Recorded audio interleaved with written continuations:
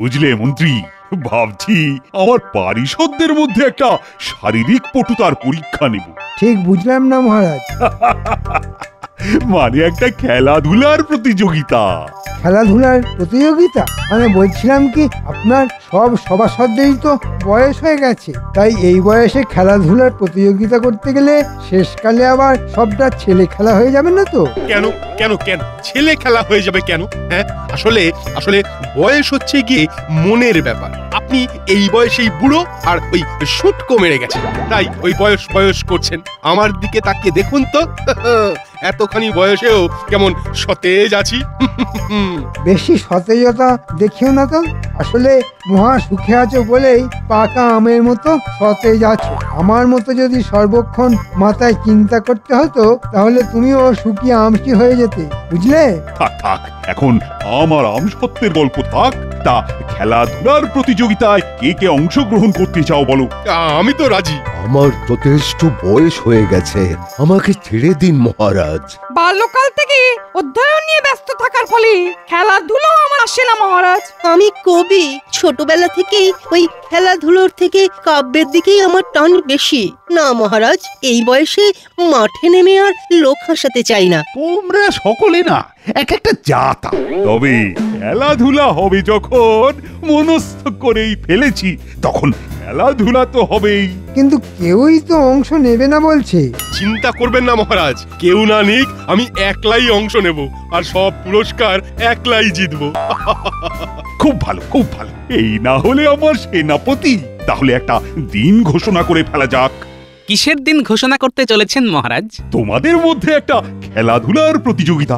ভালো ভালো, খুব ভালো। তা প্রতিযোগিতায় কারা কারা অংশ নেবে? এই সুযোগে গোপালকে না জব্দটা মোক্ষম করা যেতে পারে। কেন কেন কেন সেনাপতি আর তুই। আর বাকিরা? ওরা সব রোগা পাতলা দুর্বল মানুষ। আর শ্বাসে জলে বলতে তুমি আর সেনাপতি। তাই তোমাদের মধ্যেই দৌড় প্রতিযোগিতা হবে। সেরেছে। কেন কেন কেন সেরেছে কেন? বলছিলাম কি মহারাজ, আমি যে একটু বেশি মাত্রাতেই ওই শ্বাসে জলে, তাই তো আমার আগে আমার মধ্যপ্রদেশ চলে। সেই জন্য দৌড়নো তো দূরের কথা, জোরে হাঁটতে গেলেও যে আমার হাঁপ ধরে যায় মহারাজ। আমি কি করে দৌড়বো? এসব কোন অজুহাতই আমি শুনতে চাই না। প্রতিযোগিতা হবে যখন বলেছি তখন হবে।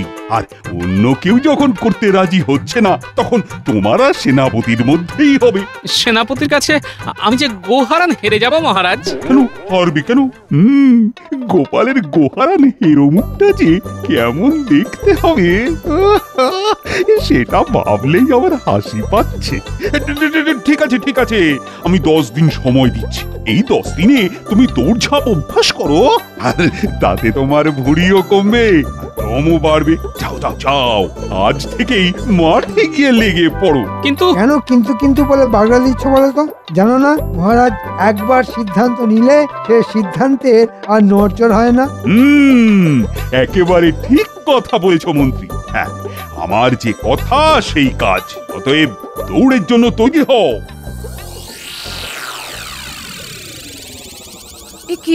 এ কি শুনছি মহারাজ, আপনি নাকি গোপাল আর সেনাপতির মধ্যে দৌড় প্রতিযোগিতার আয়োজন করছেন? ঠিকই শুনেছ। না না না, এটা কিন্তু আপনার খুব অন্যায় মহারাজ। গোপালের কাজ মাথা দিয়ে, দৌড় ঝাঁপে ও সেনাপতির সঙ্গে পেরে উঠবে কেন?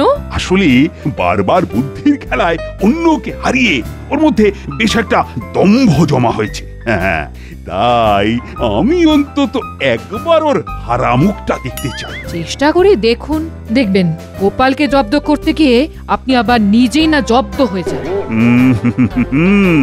সে তুমি যাই বলো না কেন, গোপালকে জব্দ করার এমন সুযোগ আমি কিন্তু হাতছাড়া করছি না। তাহলে যা ইচ্ছে হয় আপনি করুন মহারাজ।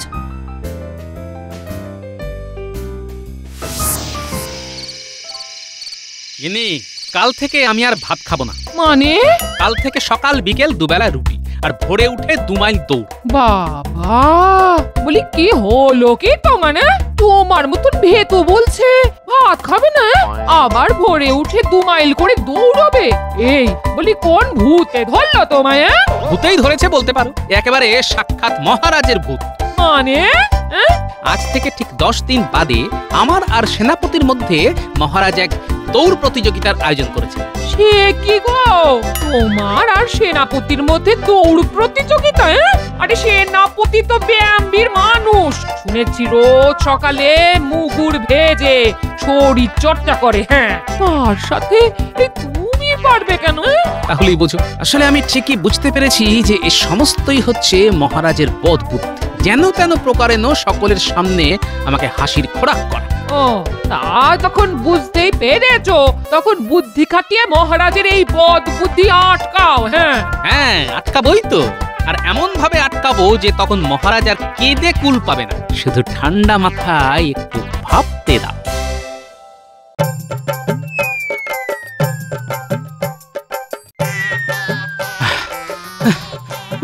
আরো জোরে, আরো জোরে, নাহলে কিন্তু সেনাপতি মশাইকে তুমি হারাতে পারবে না। দূর ছাই, এর থেকে জোরে আমার দ্বারা আর হবে না। এতেই বলে কিনা আমার জিভ বেরিয়ে যাচ্ছে। ওরে বাবা, কিন্তু দৌড়ের গতি না বাড়ালে সেনাপতি মশাইয়ের কাছে হেরে ভূত হয়ে যাবে। তখন তোমাকে দেখে তো সকলে হাসবে। সেটাই তো জান আমাদের মহারাজ। ওরে বাবা, আমি আর পারছি না, বুকের মধ্যে কেমন হাঁপ ধরে যাচ্ছে। একি দাদু, দৌড় বন্ধ করে বসে পড়লে কেন? ওঠো ওঠো ওঠো, দৌড়ো। আমি আর পারছি না রে। তাহলে কি হবে? শেষকালে কি তুমি সকলের হাসির খোরাক হবে? হাসির খোরাক হই হব? এমনিতেই তো আমার এই মোটা পেট আর মাথা ভর্তি টাক নিয়ে সকলে আড়ালে হাসাহাসি করে। এবার না হয় সামনাসামনি হাসবে, তাতে আমার ভারী বই গেল। কিন্তু এত ভারী শরীর নিয়ে দৌড়তে পারবো না। কি গোপাল, দৌড় অভ্যাস করতে গিয়ে তুমি তো দেখছি হাঁপিয়ে গিয়ে মাটিতে বসে পড়ছো। আমার বসে পড়া দেখে আপনি আনন্দ পেয়েছেন তো? আনন্দ পেতে যাবো কেন, কিন্তু সব বিষয়ে জিতে যাওয়া গোপাল ভাঁড় যদি সেনাপতির কাছে দৌড়ে হেরে যায় তাহলে যে আমাদের সকলের মুখে চুনকালি লেগে যাবে। লোকের কাছে তখন মুখ দেখাবো কি করে? চাদরে মুখ ঢেকে নেবেন, ব্যাস, তাহলেই আর মুখ দেখাতে হবে না। চত্ব সব। মাথার মধ্যে এখনো কেন যে বুদ্ধিটা আসছে না। এটি গোপাল কি আজকে রাজসভায় আসবে না? কি করে আর আসবে মহারাজ? সকালবেলা দেখলাম দৌড় অভ্যাস করতে গিয়ে এই এত বড় জিভ বের করে মাঠের মধ্যে একবারে শুয়ে পড়েছে। বাবা বাবা, গোপালের জব্দ হওয়া তাহলে শুরু হয়ে গেছে। রাজবৈদ্য, গোপাল যদি আজকে রাজসভায় না আসে তাহলে তুমি একবার ওর বাড়িতে গিয়ে গায়ের ব্যথা মরার ওষুধ দিয়ে এসো। প্রণাম মহারাজ। আরে গোপাল যে, এসো এসো এসো। তা মন্ত্রীর মুখে শুনলাম সকালে নাকি দৌড় অভ্যাস করতে গিয়ে তোমার জিভ বেরিয়ে পড়েছিল। মন্ত্রী চামচিকেটার দেখছি খুব আমোদ হয়েছে। আরে গোপাল, একদিনই যে তোমার চোখের কোল বসে গেছে দেখছি। ও খুব কি কষ্ট হচ্ছে? কেন খামোখা গোপালকে কষ্ট দিচ্ছেন মহারাজ? আপনি এখনই আমাকে ওই বিজয়ী বলে ঘোষণা করে দিন, কেননা দৌড়ে আমাকে হারানো গোপালের পক্ষে অসম্ভব। তুমি থামো তো সেনাপতি, এত সহজে হার মানতে গোপাল কখনো শেখেনি। হ্যাঁ, সে তো আমি জানি গোপাল, তবুও বলো বলো বলো, কিসে তোমার কষ্ট হচ্ছে? দৌড়তে না ছুটতে? না মহারাজ, দৌড়তে আমার অসুবিধা হচ্ছে না, তবে খানিকটা দৌড়বার পরেই হাতে পায়ে কেমন যেন জোর পাচ্ছি না মহারাজ। ও, হাতে পায়ে জোর পাচ্ছ না? তা কাল থেকে খানিকটা গাছে চড়া অভ্যেস করো। হ্যাঁ, তর করে গাছে উঠবে আর চড়বড় করে নামবে, ব্যাস, তাহলেই দেখবে হাতে পায়ে না বিস্তর জোর পাচ্ছ। কিন্তু আমি তো গাছে চড়তে জানি না মহারাজ। সে কি, গাছে চড়তেও জানো না? না, তুমি তো দেখছি একটা ভুঁড়িওয়ালা অপদার্থ। গাছে চড়িয়েই আপনাকে কেমন জব্দ করি দেখবেন। তাহলে আমাকে একটু শিখিয়ে দেবেন মহারাজ? হ্যাঁ, সে তো দেওয়া যেতেই পারে, আসলে বহুকাল অভ্যেস নেই তো। তাতে কি এসে যায়? শুনেছি সাঁতার কাটা আর গাছে চড়া কেউ একবার শিখলে কখনো ভুলে যায় না মহারাজ। সেটা অবশ্য ঠিক, তবে বয়স হয়েছে তো। আচ্ছা আচ্ছা আচ্ছা, আমার ওই পারিষদদের মধ্যে কেউ যদি তোমায় শিখিয়ে দেয়। আমি কিন্তু গাছে চড়তে পারবো না। আমিও পারবো না মহারাজ। গাছে চলেই কেমন মাথা ঘুরে মহারাজ। ঠিক আছে, তাহলে সেনাপতি তোমায় গাছে চড়া শিখিয়ে দেবে। না না মহারাজ, এটা হয় না। দৌড় প্রতিযোগিতায় গোপাল হচ্ছে আমার বিপক্ষ প্রতিযোগী। তা আমি শিখিয়ে দেওয়ার পর ওই হাতে পায়ে জোর পেয়ে গোপাল যদি আমাকেই হারিয়ে দেয় তখন? দেখছেন তো মহারাজ, কেউ শিখিয়ে দেবে না আমায়। তাহলে মহারাজ, আমি কি হাতে পায়ে জোর পাবো না? ঠিক আছে ঠিক আছে, কেউ যখন শেখাতে পারবে না তখন আমি না হয় তোমায় গাছে চড়ার কায়দা কৌশল শিখিয়ে দেব। আপনি আমায় বাঁচালেন মহারাজ। তা কবে শেখাবেন? কাল সকালে তাহলে আমার বাগানে চলে এসো, ওখানেই তোমায় গাছে চড়াটা শিখিয়ে দেব। আহা, এই না হলে মহারাজ, সত্যি মহারাজ, এখন আমি বেশ বুঝতে পারছি আপনি আমায় কতটা ভালোবাসেন। কি ব্যাপার গো গোপাল দাদু, হঠাৎ আমাদের ডেকে পাঠালে কেন? রসগোল্লা খাওয়াবে বুঝি?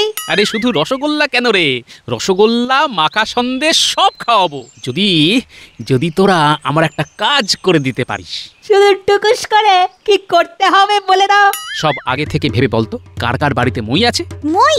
হ্যাঁ, গাছে চড়ার মই। ওই তো মন্ত্রী মশাইয়ের বাড়িতে একটা মই আছে, রাজবৈদ্যের বাড়িতেও একটা মই আছে, আর সব থেকে বড় মইটা আছে রাজবাড়িতে। খুব ভালো করে ভেবে বল, আর কার কার বাড়ি মই আছে? কার বাড়িতে হ্যাঁ হ্যাঁ মনে পড়েছে, সেনাপতি মশাইয়ের বাড়িতেও কিন্তু একটা মই আছে। আর না দাদু, আর কারোর বাড়িতে মই নেই। আচ্ছা আচ্ছা, মইগুলো সব রাখে কোথায়? সব বাড়ির পেছনে, শুধু রাজবাড়ির মইটা রাজবাড়ির পেছনে কাত করে শোয়ানো থাকে। তাহলে আজ সন্ধে হয়ে গেলে সব কটা মইকে খুব সাবধানে এনে আমার বাড়ির পেছনে রেখে দিতে হবে। কিরে, পারবি তো? পারবো। দেখিস কেউ যেন দেখতে না পায়। তুমি কোনো চিন্তা করো না দাদু, এমন ভাবে মইগুলো সরিয়ে দেবো না, দেখবে কাক পক্ষীটাও টের পাবে না। ঠিক আছে, তবে মনে রাখিস, তোদের এই মই নিয়ে আসার উপর কিন্তু অনেক কিছু নির্ভর করছে। কি নির্ভর করছে দাদু? কাল সকালে রাজবাড়ির বাগানে চলে এলেই সব কিছু দেখতে পাবি। বুঝলে, কাল আবার ভোর ভোর উঠতে হবে। কেন মহারাজ, ভোর ভোর উঠতে হবে কেন? ওই যে গোপালকে আবার গাছে ওঠা শেখাতে হবে। কেন গোপালকে গাছে ওঠা শেখাতে হবে কেন? আর বলো না, ওই দৌড় অভ্যাস করতে গিয়ে গোপাল নাকি হাতে পায়ে জোর পাচ্ছে না। তাই আমি বললাম যে গাছে ওঠা অভ্যেস করলে হাতে পায়ে জোর আসবে। তা গোপাল তো আবার গাছে চড়তেও জানে না, তাই একটু শিখিয়ে দিতে হবে আর। ও, এই বয়সে আপনি গাছে চড়বেন? আচ্ছা, চড়ার পর নামতে পারবেন তো? দেখো রানী, আমাকে এতটা ঢেঁড়স ভেবো না। আমি যেমন গাছে চড়তেও জানি, তেমনি নামতেও পারি। পারলেই ভালো। সত্যি কথা বলতে কি, বিয়ে হওয়ার পর অবধি আপনাকে কখনো গাছে চড়তে দেখিনি আমি। তা কোনোদিন যদি দেখে না থাকো, তাহলে কাল সকালে বাগানে চলে এসো, দেখবে আমার কেরামতি।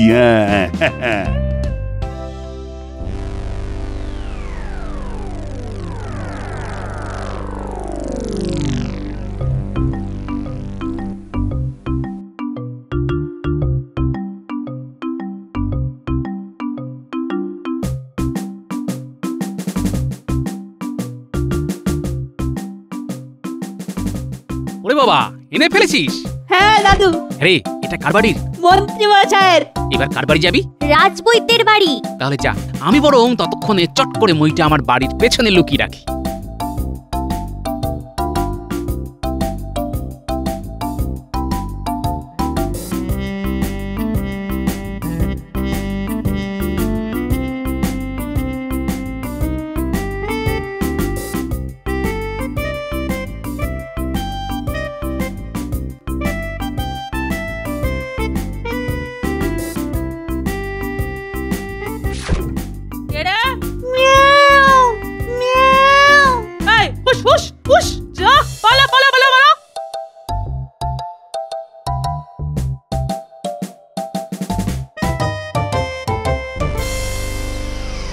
কিরে গুলটে, এখানেই দাঁড়িয়ে থাকবি না মই আনতে যাবি? আরে বোকা, একটুখানি অপেক্ষা করে দেখতে হবে যে সেনাপতি মশাই এখন কি করছে। দেখেছিস সেনাপতি মশাই কেমন হুট করে বাড়ি থেকে বেরিয়ে এলো? গেলেই তো ধরা পড়ে যেতাম। আরে সেনাপতি মশাই তো ঘরের দরজা বন্ধ করে চলে গেল, আর আমাদের সুযোগটাও এসে গেল। চল চল এবার।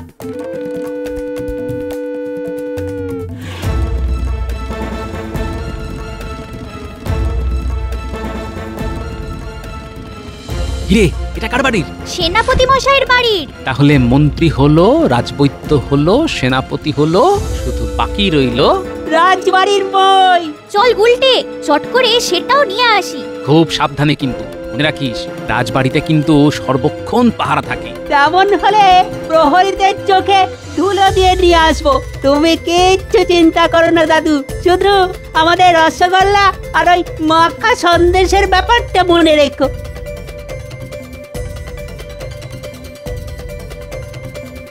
কি করবি রে গুলটে, সামনে যে প্রহরী।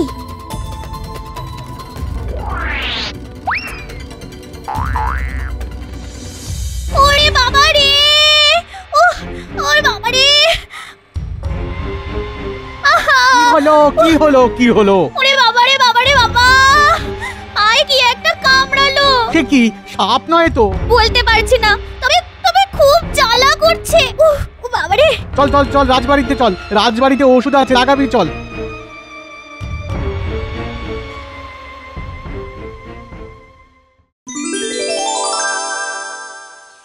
এসো এসো গোপাল, তোমায় এবার দেখিয়ে দিচ্ছি কি করে গাছে চড়তে হয়। হ্যাঁ মহারাজ, খুব ভালো করে দেখিয়ে দিন, যাতে একবার দেখেই সবটা বুঝতে পারি। মহারাজ, আপনি তো আর বুঝতে পারছেন না যে এরপর আপনার কি অবস্থা হবে।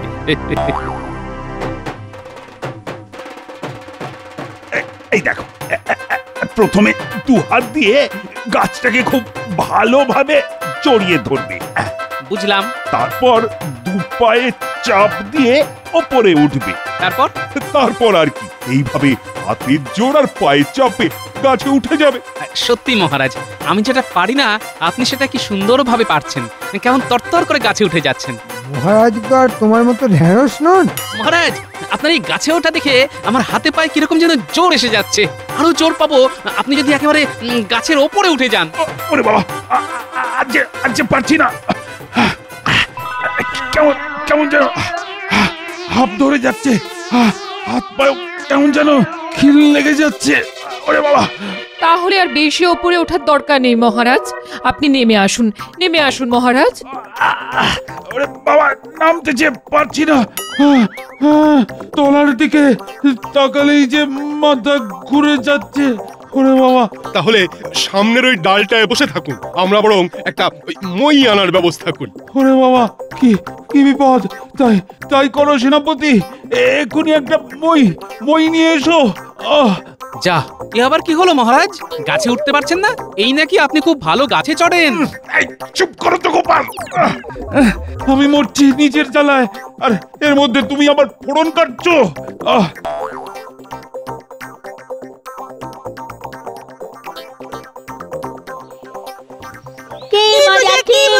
মহারাজ গাছে উঠে নামতে পারে না।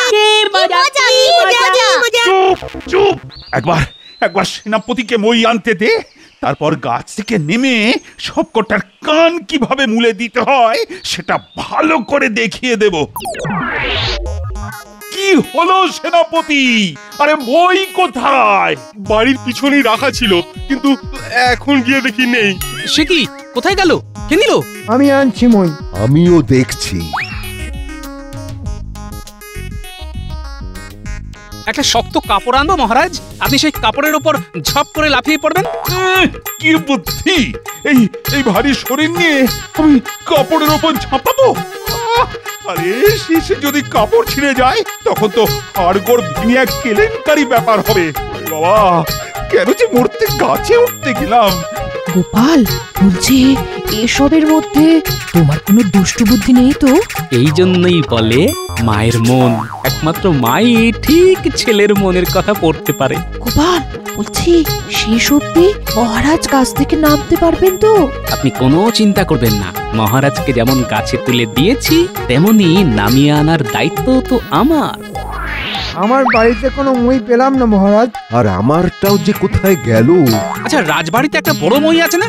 এই প্রহরী, এক্ষুনি ওই মই এনে আমায় গাছ থেকে নামাও।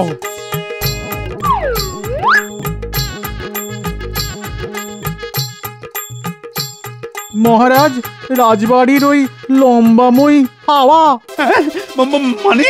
মানে তো জানি না মহারাজ। তাহলে কি হবে? আমি কি এখন থেকে হনুমানের মতো গাছের ডালেতেই বসে থাকবো নাকি? কেন থাকবেন মহারাজ? আপনার বিপদ তাড়ন এই গোপাল আছে কি করতে? আমি আর গুলটে যাব আর মই নিয়ে চলে আসবো। আয় তারে গুলটে। কেউই যখন মই আনতে পারলো না, তখন গোপালই বা মই আনবে কি করে? গোপালের তো কোনো মই নেই। ওই তো মই নিয়ে এসে গেছে। এবার গাছে লাগিয়ে আপনাকে গাছ থেকে নামিয়ে আনবো। তবে তার বিনিময়ে আমি কি পাবো? বলো কি চাও? আপনাকে তাহলে আমার আর সেনাপতির মধ্যে দৌড় প্রতিযোগিতাটা বাতিল করে দিতে হবে। ঠিক আছে, তাই হবে। বাতিল হলো দৌড় প্রতিযোগিতা। এখন গাছের সাথে বইটা লাগাও। আমি গাছ থেকে নেমে বাঁচি।